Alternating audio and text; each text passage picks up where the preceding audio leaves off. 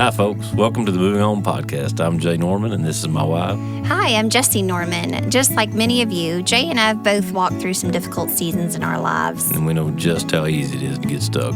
We now have 5 beautiful and crazy children, and because of everything we've been through, our home operates on grace. A concept we didn't fully understand until way later on in life. Until we actually needed it ourselves. We want to share through stories of love and laughter, How we were moving on and how big of a game changer grace can be. in relationship with one another, and how we treat ourselves, and in our case, blending a family. Something that may just require the largest amount of grace to date. Preach. You never know what road life's going to take you on. We have a podcast. Yes, we do, and we really hope y'all enjoy it. What's your name? Hey, How are you today? I'm good. Good. It's been kind of wild and crazy, and I still hadn't seen you much. And we're recording 8, and we're late again. Yeah, that's how we that's how we introed 7. Yeah. Is everything we're saying right now, so y'all can tell we're in the same season. Yeah, as we were. nothing's changed since recording last time. We're still working. It's just an extension. It has been wild and crazy, and just hadn't seen each other a whole lot. No, And it makes my heart grow fonder. does it? No, it makes me wonder. It reminds me of the Chris Stapleton song "Fire Away." Is what it makes. What it reminds me of. It makes me wonder where you are. Words that cut like a razor. Fire away. You know I'm joking with you. I know you are. I'm joking with you too. Okay. The razors have been a little sharp at times. We've had to revisit Grace and talk about that a good bit this week for each other in several different situations. Yeah, it's, I keep a journal, and I like to know what we kind of uncover with what the Lord's trying to show us, and these truths that we're continually, did I put an N in there? You're doing awesome. Go ahead. Didn't I? Continually. That's what happens when you live with me, but go ahead. Oh my gosh, we're like a minute in. But I feel like every week he's trying to show us something, and we're trying to wade through it and figure it out. And I think something lately he's just been showing me is just like we need water every day, or we need air every day, we need grace every day. We don't just need grace in this stage of our relationship, or in this stage of our marriage, or in a new friendship or an old friendship. Grace has to be a part of every conversation, a part of every day. Yeah. Just like you have needs, that you need things from me every single day. I need things from you every single day. And if you go a full day without really paying attention to me or noticing me, I feel it, Yeah.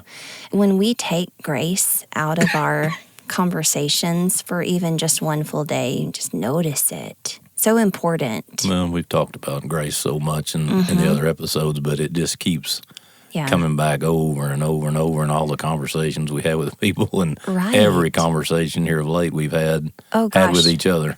I've had several girlfriends take me up on my offer and just pour their heart out to where they are right now in their lives, and you just see it all sitting there on the table, and they have zero grace for themselves. It just makes you hurt so badly for them, and you want to just change it. You want to do anything you can to make them now realize that they're covered. There is grace. There is salvation. And I don't know what to say or how to listen for them to be able to open their eyes to see it. Yeah, they just need to turn off and turn back on a week later. Turn off and turn back on is pretty much, it's so funny you say that, pretty much something I said today to someone is just stop, breathe, and then move forward in a different way. Because the way we're all moving, it's incorrectly.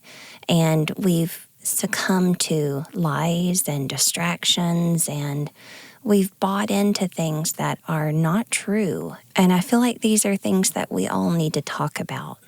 Well, I'll tell you, it's definitely, like we've said from episode 1, it's something that's there every day. You deal with in your home, you deal with your kids, and you deal with in the outside world. And we've dealt with a lot here lately with each other. I mean, a lot with, what we've been going through and being gone a lot of hours and being apart a lot of hours. And the longer we go, we figure out we're not real good apart. Well, yeah. And you just constantly run this inner dialogue in your head. Like, no matter what I'm doing, even today running errands, I'm just in a hurry every second of the way. I'm like, you got to go, Jess, go. And then I'm like, what am I hurrying for? I have no idea. Today, Cash was out of school, so in my head, I was like, I've got to finish these errands and get back to him. He's waiting on me. He ain't waiting on me. He was having so much fun, and I just think we run such this habitual inner dialogue that we've run our entire lives. Well, we just run a tight schedule, whether it needs to be tight or not. No, and we need to be able to hit the reset button on little things and on big things. And we need to be able to stop, breathe, write it down on paper if you need to, tell it to a friend that you trust. Know that it's covered in grace and you're covered in grace, and that we're all just doing the best that we can, whether we want to start running or we want to have a better relationship with our spouse, or we want to stop I'm going to stop yelling at my kids. And I think it just needs to be one of those things where it's an inner dialogue that's spoken. I am a good wife. I am a mom that only yells when I need to. Yeah. I am doing really well. Not all of this I'm going to or I want to make it a present tense sentence. Right. And it's going to revamp that whole inner dialogue. If you need to write it down and read it aloud, you can do that too. But these inner dialogues, I was watching a video the other day, and she was saying if you could tell out loud everything that you're running through your mind, someone would put you away. No, I mean, it's just the craziest stuff that we tell ourselves. And you guys might not do it as much as we do, but we're pretty rough. We're pretty brutal. I think everybody does. I think some people just have a better filter than others, for sure. Yeah. Well, where do you think you get the better filter, though? No, I think it's just the way you're raised. And health. I think that's a lot of it. Right. You had posted that.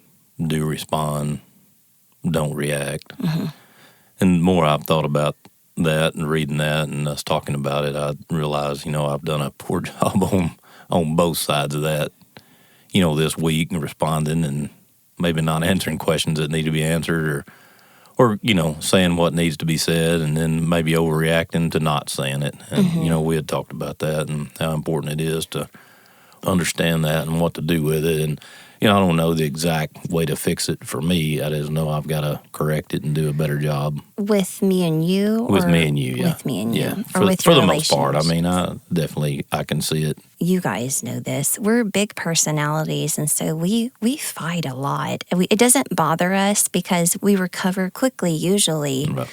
I used to feel a lot of guilt from that. Like, why can't I keep the peace? And why do we have to argue? But we just do. And it might even just be a way that Jay and I communicate. Poorly. But it doesn't harm my love for you. And I know you say the same. I think it is helpful for our listeners to hear that we do fight a lot. I know one time we were on a girls' night. Jay was texting. I don't think we were arguing, but one of my girls' friends said something like, "Oh, are y'all fighting?" And I was like, "Oh, we don't fight." And I said it as dead serious, and like it came out before I could even catch it. And she was like, "You don't?" I was like, "No."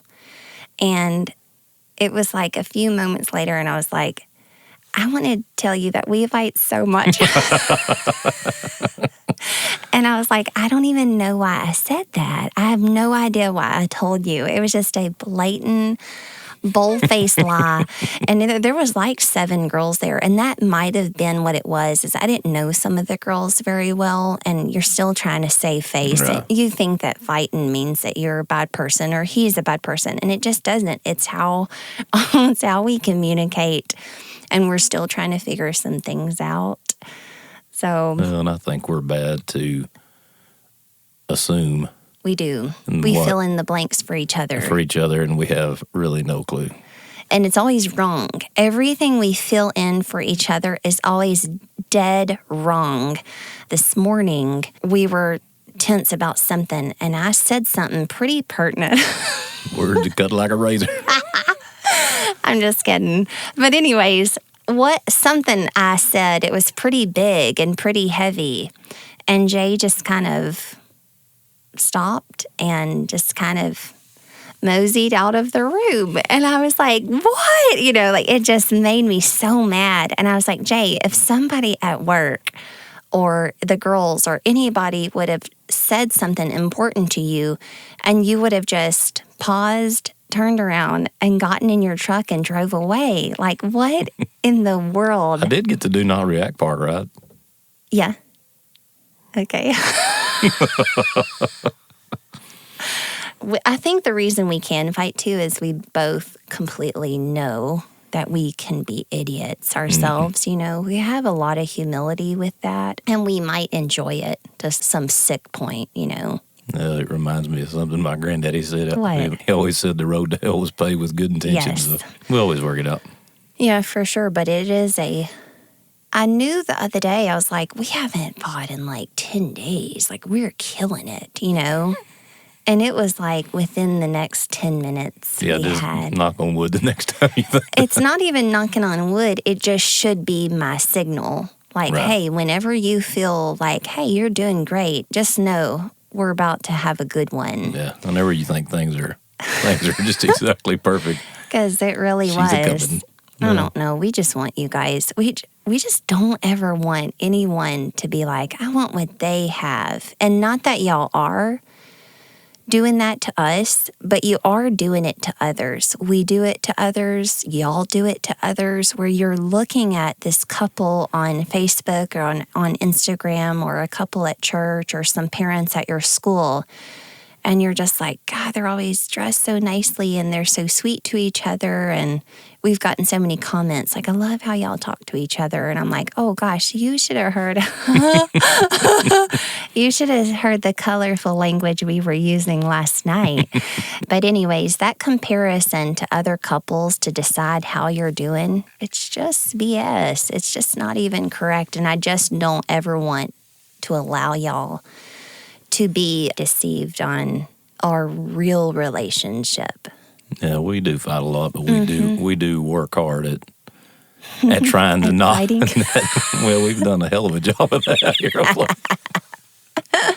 But we do work hard to try to fix it. Yeah. I mean, it's just it's a moving target, and it moves to something else. Yeah, and it's kind of what's been here of late anyway. A lot of times, I'll say, this is stupid, just go to work. This is stupid, just go to work. And he is trying to plug in and lean in harder so that you don't hurt me. That's your way to stay. And, I'll say, just go to work, and he'll pull out a chair. And he'll say, no, we need to talk about this. And realistically, I really do need to be saying, I'm being stupid. I have followed down a rabbit hole that I don't even believe in. It's just pure stubbornness at this point, and I need you to just go to work. Because I don't even fully believe in this project anymore, this fight, But that's a hard plug to pull for me, because you don't know really what you're thinking. If I say, okay, I'm gone, and then that was wrong. Yeah, but we don't ever really know what we want as girls sometimes, I have no comment. It's like the things we beg for, as soon as we get it, we don't want it anymore. So I could see how that would be pretty difficult, because I don't think we know what we want sometimes. And I don't mean as women, I mean as emotional people. So if we've got our men listeners that are emotional, I don't know if we ever truly do know what we want. We just know what we want from you. At that moment. Which is just to be noticed and valued, Sure. I think so many marriages could be saved just from the two noticing each other and valuing each other. That neglect is just like a dagger. Sure. I have this favorite quote that I want to read. Do you want to read it, babe? It's up to you. I love how you sound. You're better at reading, though. I like how you sound. Okay.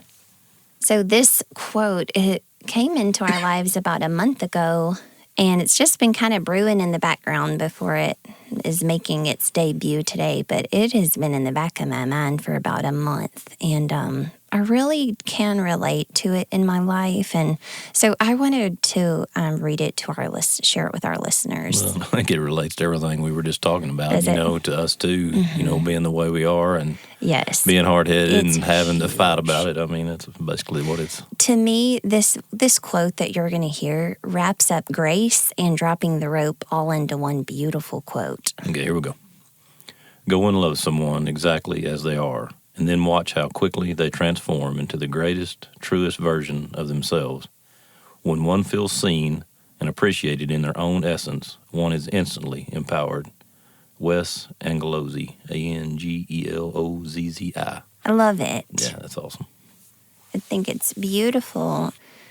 I've seen it happen 2 gigantic times in my life where I had these relationships where I wanted the person to stick around, but there was something, this or that I just didn't like about them. And I would try to bully it out of them, whether it was how they communicated or maybe they called too much or wanted too much from us, or just pick the red flags that you have in your relationships. And it was like they had it and I didn't like it. And so I spent the entire relationship trying to teach them not to be that way. You know how they say, teach a person how to treat you? Right. So I just kept trying to teach them, like, no, I don't need to hear that many words.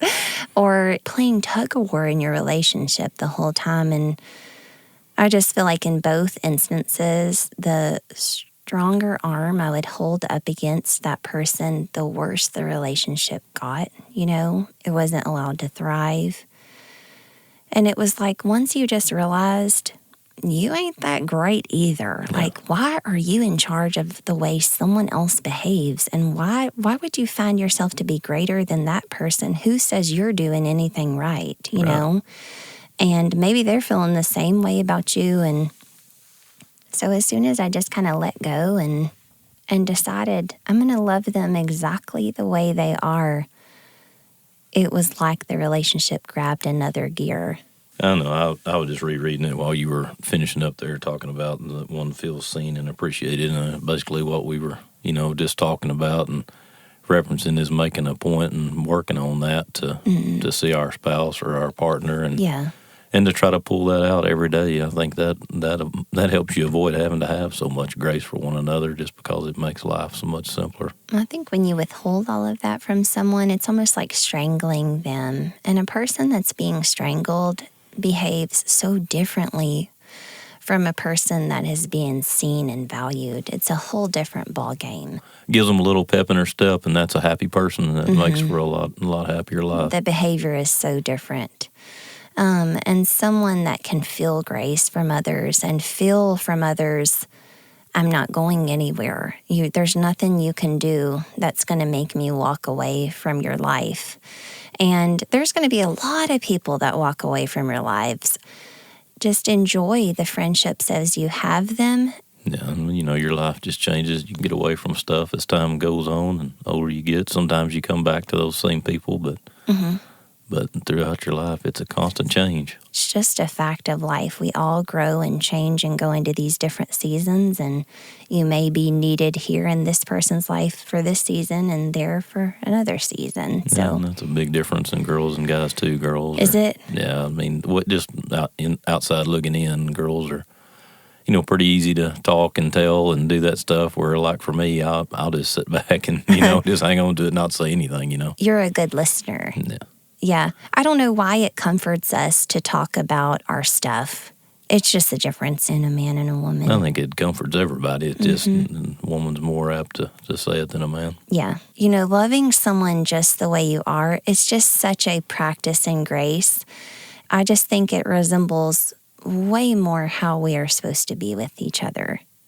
Well, it just gives you a chance to look at something a different way. Just like you said, what makes me so great. And I think for us and for me, that's being around you, and we've said that a good bit on here. It just made me realize that, things as I see them don't necessarily Not always correct, and not saying it's all wrong either, but it at least gives you a different look at it and sends you down a different path to make a decision, a better decision. Well, for sure. And we had a few big points this week where we had to be there for each other and help each other through a situation. And I just kept thinking, I don't know anyone that acts like you, that doesn't push against being told, not being told what to do, but you were needing help and I was given it and you were taking it. And I was like, what is happening? Like this, this isn't something that's very normal for all of us because we're grown and we know what, we've got our habits set and this is how we are. And I don't know, I'm probably not describing it correctly, but I just felt in that moment that you at 49 years old are just really able to grow and change and learn what you're needing to grow and change and learn in our situation, which is blending our family and being in a new marriage. Right. And that's a big deal to me. And just like we've said before, is me watching you do that makes me want to do it for you, And I don't know, you get kind of brainwashed, like, can't teach the old dog new tricks. And so sometimes I think, this is just how I am. I'm not gonna change. I can't change. I'm too old to change. And it's just not true. And I think somewhat the older you get, the harder. Well, it's harder, but on the same side of that, you don't worry quite as much about what people think or sure. Making a decision for yourself, and you don't worry about whether whoever, whether it's family or whatever. You just make the best decision for yourself and go on. Yeah. I don't think there's as much pride. Maybe you've learned how to lay some of that down. Just a little, anyway. Yeah, both of us have some. Oh, gosh. I do know that God He's going to do a work in our lives from when we're 7 to 77 and further, And this week I just kept getting stuck thinking, I'm too old to be trying to learn this stuff. I should know this by now. And it's just another way that we bully ourselves. And for me to feel that at 38, why? Why would I feel that way at 38? Because He's still going to be doing a work in my life when I'm 68 and 88, And that's what we were saying last episode, is to ask for help. Sometimes I think we are embarrassed to ask for help because help doesn't always feel that good, Help can be very humbling. If you don't figure out how to receive help or ask for help, because life throws so many things at you. You just kind of sit back and you wait for everything to flatten out and be perfect, and it doesn't happen. It's just too many variables. And you just got to learn to deal with it and be able to take help and fix it and, open yourself up to do that. Right. And I know, too, that we're not ever going to want to change. It's always going to feel so uncomfortable and unnatural, and it's almost like our mind protects against it. And so that is a battle that you're going to have to walk through. No one ever said it's going to be easy. If it were easy, everyone would have it. No. But listening to the podcast and listening to other podcasts and talking with your friends about growing and changing, and it's clear you're wanting and we're wanting to step into somebody new and amazing and different and slough off all of these imperfections that we have, continually growing every single day. And I think that's a really good place to be. Yeah. Well, it's hard work, and goes back to it, to fix it, to work on it with yourself is probably harder than anything you can do, to go and try to do something to improve yourself or, to make yourself more, accessible to each other. Right. So one of the other quotes that I wanted to talk about in this episode, it came to me about a week ago, and I just thought, wow, that's really good. But I could feel like there was something deeper going on with it. I knew it was on my phone. I just really liked it. And it said, trauma is perhaps the most avoided, ignored, belittled, denied, misunderstood, and untreated cause of human suffering. I saw that quote and I just thought, God, that's really beautiful and really spot on. Beautiful in a heavy kind of way, I know. But I know when I hear from some of my friends and they'll pour their heart out to me, and it's almost like the trauma that's occurred in their lives is like a sentence fragment. You can tell that they don't even see it, and they've been distracted from seeing it. No.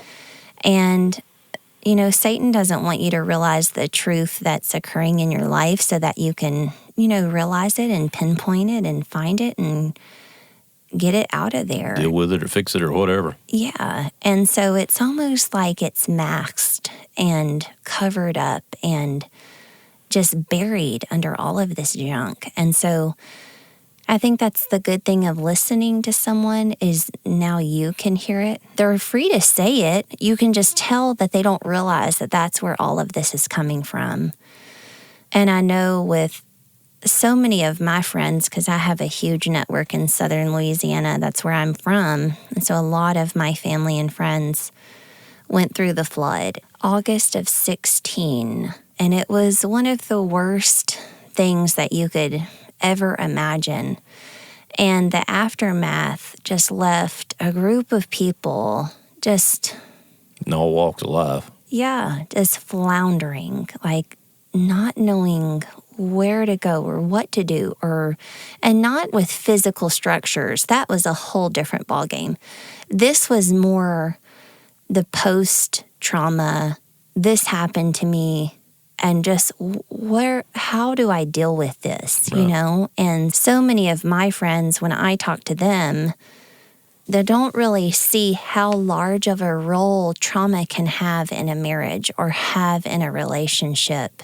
We have some good friends that were in a shooting, and just the toll that can take on someone's life, Yeah. and how you move forward. And I think what I just want to say is with the trauma, that it needs to be addressed, and you need to be aware of how large of a effect it has had on your life and on your relationships and on your emotional state and on your mental state, and to have a lot of grace for yourself to know that if it's 2 years after the trauma or 4 years after the trauma or 6 years after the trauma, that this is my process and this is where I'm going to find my healthy version of myself, and to have grace over that process. Don't bully yourself into thinking there's been enough time you should be healed. We all heal at different paces. So That's for sure.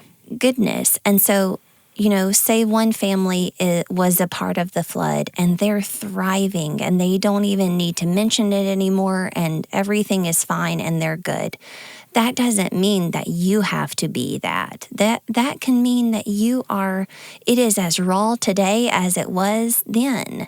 We all heal at different paces, at different levels, and you have to have some grace for yourself. You have to have some kindness for yourself, just as if you got to let it happen. You have to let it happen. You have to get out of your own way and let it happen. Let yourself heal. And just be as kind to yourself as you would be to one of your children. Just love yourself, and change that inner dialogue and stop bullying yourself and telling yourself this is where you should be and this is ridiculous. You're not going to bully yourself into healing. So that quote, trauma is perhaps the most avoided, ignored, belittled, denied, misunderstood, and untreated cause of human suffering. Peter Levine. Mm-hmm. It's beautiful, isn't it? It really is. I've never seen anything written quite like that about trauma, and I guess really never even thought about it as its own situation like that.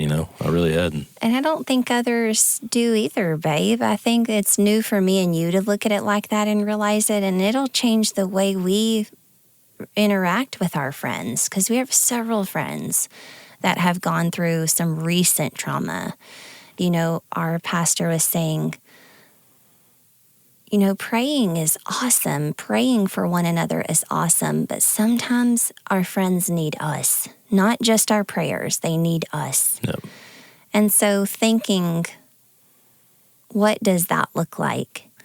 And does it look like sitting with a friend while they talk for a few hours, or walking with a friend, or helping a friend work on their property? Whatever it looks like, just showing up. Being present, yep. Being present is huge. And we're, just like I said last episode, we're all so busy, but if we could all find one way this week to just kind of show up for one another, just how much of a better place this world would be. Yeah, there's a place to plug in every day somewhere, for sure. There is. And even just keeping a little intention, like I'm going to help one person today, and look for it. And God will place names on your heart when you're looking for them and when you're not looking for them. Yeah, that phone call will show up you're not expecting. Yeah, it's been really neat to see that. So on a little lighter note, we really been working hard on our kids, on manners, down to the simple stuff, and being respectful as per normal. So last night we go to eat at this place outdoor, and we was sitting there, and all the drinks are gone, and we're waiting to get refilled. You want to? Yeah, so the owner walks up, not our waitress. The owner of the restaurant walks up and grabs our drinks, which already makes me uncomfortable because I'm just like, there's the owner going to get me a refill, and I know that's his job, and I know he wants to do service, but still, it's kind of one of those things where he probably just needs to show his face. You don't want to overstep anyway. Yes. Even though he doesn't care. But Liza Kate Cox, she don't care. And so he goes and gets 3 refills for Lily and me and you, and comes back and goes to walk off. He's done his deal. He's shown his face. He's shown the restaurant that he's not too high to do refills. And he brings back those, and Liza's like, I could use a Dr. Pepper. And I just, I put my head in my hands, and I'm like, Liza, no. First of all, she didn't even tell him on his first round. She just ignored him when he came. And so he had already grabbed it and gone. And I was like, no rush on that, don't rush. And he's like, it's fine.